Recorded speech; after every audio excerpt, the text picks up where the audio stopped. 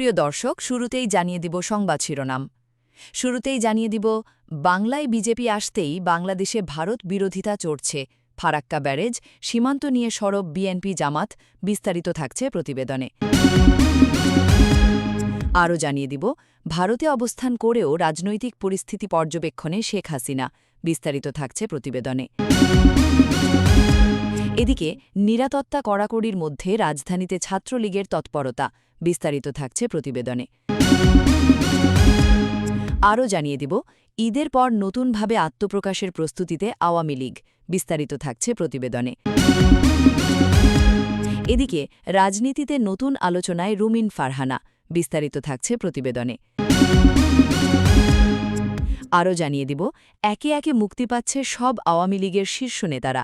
বিস্তারিত থাকছে প্রতিবেদনে। এদিকে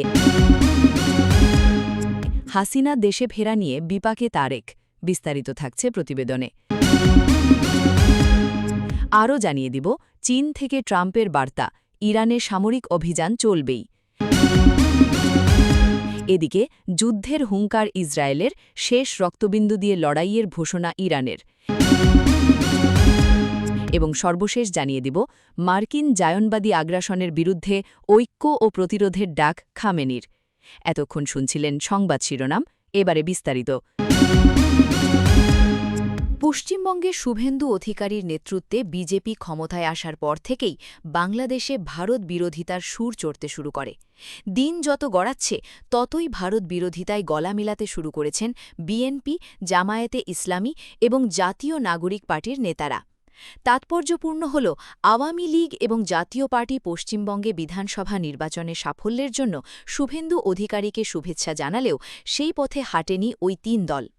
রাজনৈতিক দলগুলির পাশাপাশি সাধারণ মানুষের মধ্যেও ভারত বিরোধিতা লক্ষ্য করা যাচ্ছে। সমাজ মাধ্যমে ছড়িয়ে পড়েছে অসংখ্য ভিডিও, যেগুলি পশ্চিমবঙ্গ এবং অসমে মুসলিমদের ওপর নিপীড়ন নির্যাতনের ঘটনা বলে দাবি করা হচ্ছে।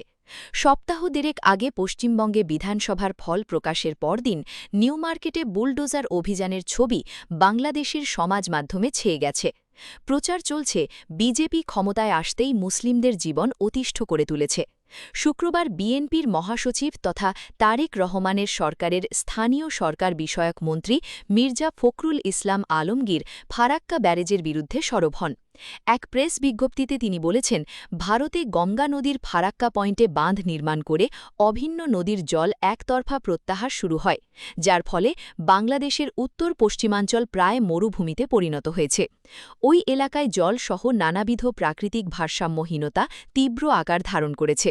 প্রসঙ্গত, ফারাক্কা ব্যারেজ তৈরির পর থেকে প্রতি বছর ১৫ মে বাংলাদেশে একাধিক রাজনৈতিক দল ফারাক্কা দিবস পালন করে আসছে। সেই দেশের প্রয়াত জননেতা মাওলানা আব্দুল হামিদ খান ভাসানীর ডাকে সারা দেশের কয়েক লাখ মানুষ এই দিনে ফারাক্কা অভিযান করেছিলেন। ভারতে প্রবেশ করে ফারাক্কা ব্যারেজ ভেঙে দেওয়ার সংকল্প নিয়ে আন্দোলনের ডাক দিয়েছিলেন ভাসানী। বিএনপির প্রবীণ নেতা ফখরুল অভিযোগ করেন, অতীতে আওয়ামী লীগ সরকারের বদান্যতায় ভারত ফারাক্কা ব্যারেজ তৈরি করে। শুক্রবারই বাংলাদেশের উত্তর প্রান্তের শহর রংপুরে এক অনুষ্ঠানে জামায়াতে ইসলামীর আমির শফিকুর রহমান বলেন, সীমান্তে আমাদের অনেক সমস্যা রয়েছে, আরও নতুন সমস্যা উঁকি ঝুঁকি দিচ্ছে। আমরা আল্লাহর কাছে সাহায্য চাই, এই সমস্যা যেন বীরত্বের সঙ্গে মোকাবিলা করতে পারি। শুক্রবার বিকালে রংপুরে সুধী সমাবেশে তিনি একথা বলেন। শুক্রবারই ঢাকায় এক সমাবেশে আমার বাংলাদেশ পার্টির সাধারণ সম্পাদক মোহাম্মদ আসাদুজ্জামান ভূঁইয়া অসম ও পশ্চিমবঙ্গে বিজেপির সরকার গঠনের প্রসঙ্গ টেনে বলেন, এই দল একটি ফ্যাসিস্ট শক্তি, তারা অন্যের। ভারত অবস্থান করেও বাংলাদেশের রাজনৈতিক পরিস্থিতি নিবিড়ভাবে পর্যবেক্ষণ করছেন শেখ হাসিনা। এমন আলোচনা রাজনৈতিক মহলে আবারও জোরালো হয়েছে। বিভিন্ন আন্তর্জাতিক ও আঞ্চলিক সংবাদ মাধ্যমে তার রাজনৈতিক যোগাযোগ, বক্তব্য এবং দলীয় নেতাকর্মীদের সঙ্গে সংযোগ নিয়ে নানা প্রতিবেদন প্রকাশিত হয়েছে। কিছু প্রতিবেদনে বলা হয়েছে, শেখ হাসিনার নির্বাসিত অবস্থায় থেকেও বাংলাদেশ আওয়ামী লীগের নেতাদের সঙ্গে নিয়মিত যোগাযোগ রাখছেন এবং দেশের রাজনৈতিক পরিস্থিতি সম্পর্কে খোঁজখবর নিচ্ছেন। সুহাসিনী হায়দার ২০২৪ সালের রাজনৈতিক পরিবর্তনের পর তিনি ভারতে অবস্থান করছেন এবং সেখান থেকে বিভিন্ন সময় ভার্চুয়াল বক্তব্য দিয়েছেন। এ ধরনের বক্তব্য বাংলাদেশ ও ভারতের কূটনৈতিক সম্পর্কেও আলোচনার জন্ম দিয়েছে। রাজনৈতিক বিশ্লেষকদের মতে বড় রাজনৈতিক নেতারা দেশের বাইরে থাকলেও দলীয় রাজনীতি ও জাতীয় পরিস্থিতির ওপর নজর রাখা অস্বাভাবিক নয়। বিশেষ করে বাংলাদেশের মতো উচ্চমাত্রায় রাজনৈতিকভাবে সক্রিয় দেশে গুরুত্বপূর্ণ নেতাদের ভূমিকা ও অবস্থান নিয়ে আলোচনা সবসময়ই থাকে। অন্যদিকে বিরোধী রাজনৈতিক মহল এসব আলোচনাকে রাজনৈতিক প্রচারণার অংশ হিসেবে দেখছে। তাদের মতে যাচাই ছাড়া তদারকি বা সরাসরি নির্দেশনা ধরনের দাবি অতিরঞ্জিত হতে পারে। ভারত-বাংলাদেশ সম্পর্ক নিয়েও সাম্প্রতিক সময় নতুন আলোচনা তৈরি হয়েছে।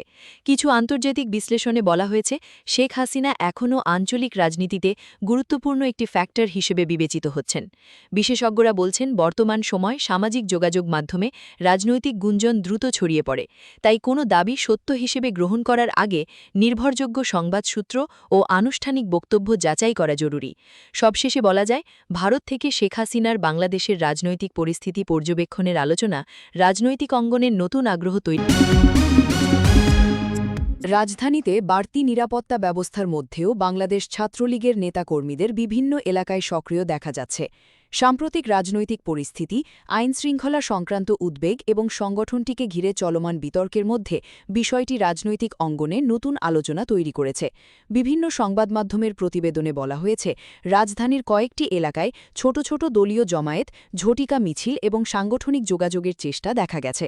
একই সঙ্গে আইনশৃঙ্খলা রক্ষাকারী বাহিনীর নজরদারিও বাড়ানো হয়েছে। এদিকে বাংলাদেশ পুলিশ ও গোয়েন্দা সংস্থাগুলো রাজধানীর গুরুত্বপূর্ণ পয়েন্টে নিরাপত্তা জোরদার করেছে বলে জানা গেছে। কিছু প্রতিবেদনে উল্লেখ করা হয়েছে আকস্মিক মিছিল ও সমাবেশ ঠেকাতে বিভিন্ন এলাকায় অভিযান পরিচালনা করা হয়েছে। রাজনৈতিক বিশ্লেষকদের মতে বর্তমান পরিস্থিতিতে ছাত্র রাজনীতি ও নিরাপত্তা ইস্যু একে অপরের সঙ্গে ঘনিষ্ঠভাবে জড়িয়ে গেছে। বিশেষ করে ২০২৪ সালে সরকারিভাবে ছাত্রলীগকে নিষিদ্ধ ঘোষণার পর সংগঠনটির যে কোনো তৎপরতায় প্রশাসনের বাড়তি নজরদারির মধ্যে পড়ছে। সরকারি প্রজ্ঞাপনে ছাত্রলীগকে নিষিদ্ধ করার পেছনে সহিংসতা, জননিরাপত্তা বিঘ্ন এবং উস্কানিমূলক কর্মকাণ্ডের অভিযোগের কথা উল্লেখ করা হয়েছিল। অন্যদিকে সংগঠনটির সমর্থকরা দাবি করছেন তারা সাংগঠনিকভাবে নিজেদের অবস্থান টিকিয়ে রাখার চেষ্টা করছেন এবং রাজনৈতিকভাবে সক্রিয় থাকার অধিকার তাদের রয়েছে। সামাজিক যোগাযোগ মাধ্যমেও এ নিয়ে ব্যাপক আলোচনা চলছে। সাধারণ মানুষের মধ্যেও এ নিয়ে মিশ্র প্রতিক্রিয়া দেখা যাচ্ছে। কেউ মনে করছেন রাজধানীতে নিরাপত্তা পরিস্থিতি বিবেচনায় প্রশাসনের সতর্ক অবস্থান প্রয়োজন, আবার কেউ বলছেন রাজনৈতিক উত্তেজনা বাড়লে জনজীবনে প্রভাব পড়তে পারে। সবশেষে বলা যায় নিরাপত্তা কড়াকড়ির মধ্যেও রাজধানীতে ছাত্রলীগের তৎপরতা দেশের রাজনৈতিক পরিবেশে নতুন করে উত্তাপ সৃষ্টি করেছে। পরিস্থিতি কোন দিকে মোড় নেয় এখন সেদিকেই নজর রাজনৈতিক মহল। ঈদের পর নতুন রাজনৈতিক কৌশল ও সাংগঠনিক পরিকল্পনা নিয়ে আবারও সক্রিয় হওয়ার প্রস্তুতি নিচ্ছে বাংলাদেশ আওয়ামী লীগ। এমন আলোচনা রাজনৈতিক অঙ্গনে জোরালো হয়েছে। বিভিন্ন মহলে দাবি করা হচ্ছে দলটি তৃণমূল পর্যায়ে সংগঠন পুনর্গঠন, নেতাকর্মীদের সক্রিয় করা এবং নতুন রাজনৈতিক বার্তা নিয়ে মাঠে নামার প্রস্তুতি নিচ্ছে। তবে আওয়ামী লীগের পক্ষ থেকে এ বিষয়ে আনুষ্ঠানিকভাবে বিস্তারিত কোনো ঘোষণা এখনও দেওয়া হয়নি। ফলে নতুনভাবে আত্মপ্রকাশ বিষয়টি এখনও রাজনৈতিক বিশ্লেষণ ও দলীয় ঘনিষ্ঠ মহলের আলোচনার মধ্যেই সীমাবদ্ধ রয়েছে।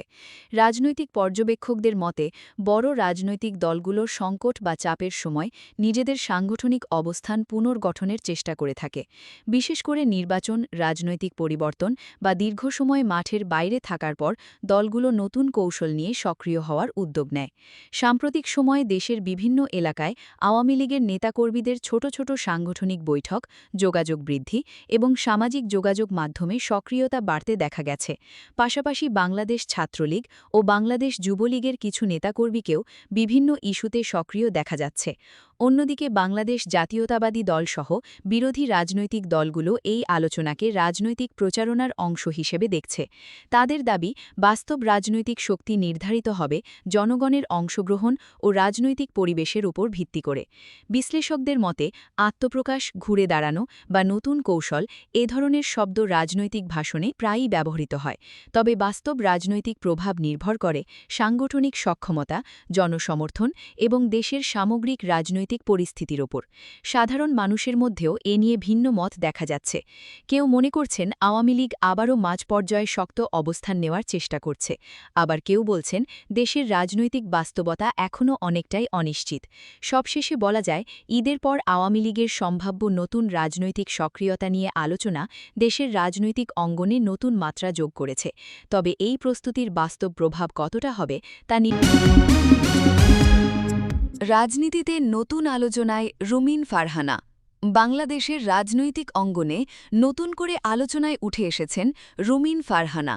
সাম্প্রতিক নির্বাচন, সংসদে দেওয়া বক্তব্য এবং দলীয় অবস্থান নিয়ে তার মন্তব্যগুলো রাজনৈতিক মহলে ব্যাপক আলোচনা তৈরি করেছে।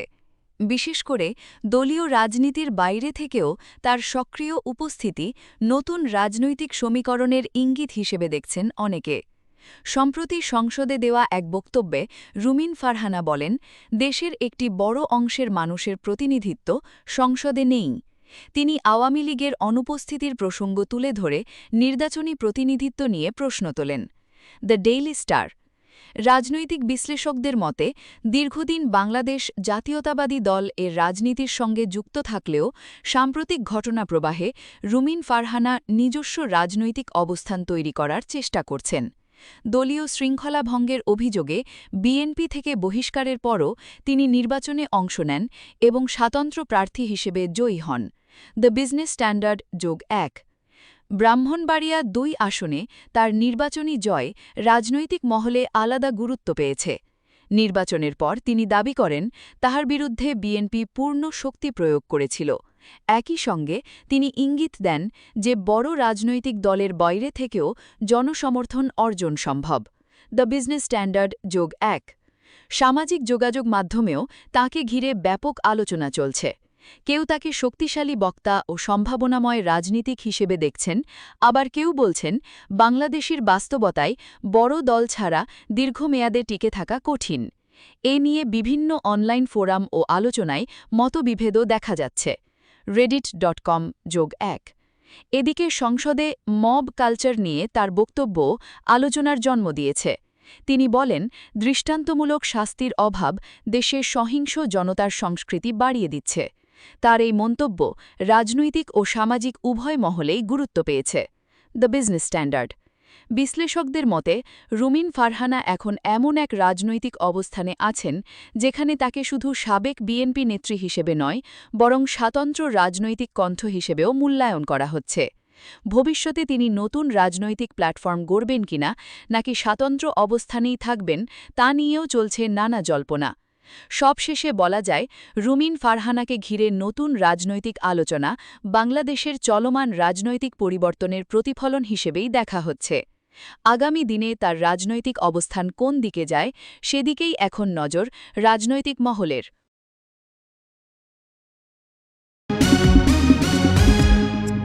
দেশের রাজনৈতিক অঙ্গনে আবারও আলোচনায় এসেছে বাংলাদেশ আওয়ামী লীগ এবং দলটির শীর্ষ নেতাদের ঘিরে চলমান আইনি প্রক্রিয়া।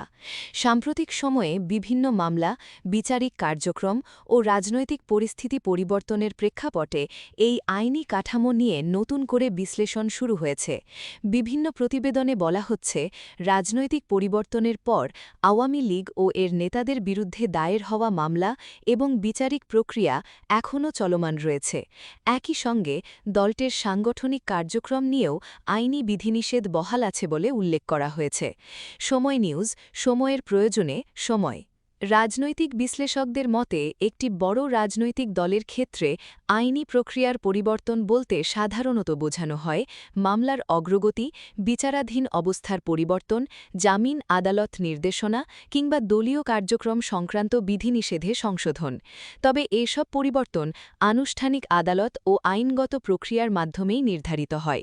সাম্প্রতিক রাজনৈতিক প্রেক্ষাপটে দলটির শীর্ষ নেতাদের অবস্থান, গ্রেপ্তার, জামিন এবং মামলার ধাপ নিয়ে নানা ধরনের আলোচনা থাকলেও এসব বিষয়ে নির্ভরযোগ্য ও চূড়ান্ত সিদ্ধান্ত আসে বিচারিক কর্তৃপক্ষের মাধ্যমেই। অন্যদিকে বিরোধী রাজনৈতিক মহল বলছে আইনি প্রক্রিয়ার যে কোনো পরিবর্তন হওয়া উচিত সম্পূর্ণ স্বচ্ছ ও আইনসম্মতভাবে, যাতে রাজনৈতিক উদ্দেশ্য প্রণোদিত ব্যাখ্যার সুযোগ না থাকে। একই সঙ্গে তারা দাবি করছে বিচারিক প্রক্রিয়াকে রাজনৈতিক বিতর্ক থেকে আলাদা রাখা জরুরি। বিশেষজ্ঞদের মতে আইনি প্রক্রিয়ায় পরিবর্তন নিয়ে গুঞ্জন বা আলোচনা প্রায়ই রাজনৈতিক অঙ্গনে উত্তেজনা তৈরি করে, তবে বাস্তবে এসব পরিবর্তন ধাপে ধাপে আদালতের রায়, আপিল এবং আইন সংশোধনের মাধ্যমে হয়ে থাকে। সাধারণ মানুষের মধ্যেও বিষয়টি নিয়ে মিশ্র প্রতিক্রিয়া দেখা যাচ্ছে। কেউ মনে করছেন এটি রাজনৈতিক সমীকরণের বড় পরিবর্তনের ইঙ্গিত, আবার কেউ বলছেন এখনই কোনো চূড়ান্ত সিদ্ধান্তে পৌঁছনো ঠিক নয়। সবশেষে বলা যায়, আওয়ামী লীগ ও শীর্ষ নেতাদের আইনি প্রক্রিয়া ঘিরে আলোচনা এখনও চলমান, তবে এর বাস্তব অগ্রগতি ও সাবেক প্রধানমন্ত্রী শেখ হাসিনা এর সম্ভাব্য দেশে ফেরা নিয়ে রাজনৈতিক অঙ্গনে নতুন করে আলোচনা শুরু হয়েছে। সামাজিক যোগাযোগ মাধ্যম ও রাজনৈতিক বিশ্লেষণমূলক আলোচনায় বিষয়টি ঘিরে বিভিন্ন ধরনের মন্তব্য ও অনুমান ছড়িয়ে পড়ছে। এ পরিস্থিতিতে তারেক রহমানকে ঘিরেও রাজনৈতিক মহলে নানা ব্যাখ্যা ও বিশ্লেষণ শোনা যাচ্ছে। কেউ কেউ মনে করছেন বড় রাজনৈতিক প্রতিদ্বন্দ্বিতার প্রেক্ষাপটে এমন আলোচনা ভবিষ্যৎ রাজনৈতিক সমীকরণে প্রভাব ফেলতে পারে। তবে এসবই এখন পর্যন্ত বিশ্লেষণ ও অনুমানের পর্যায়ে রয়েছে।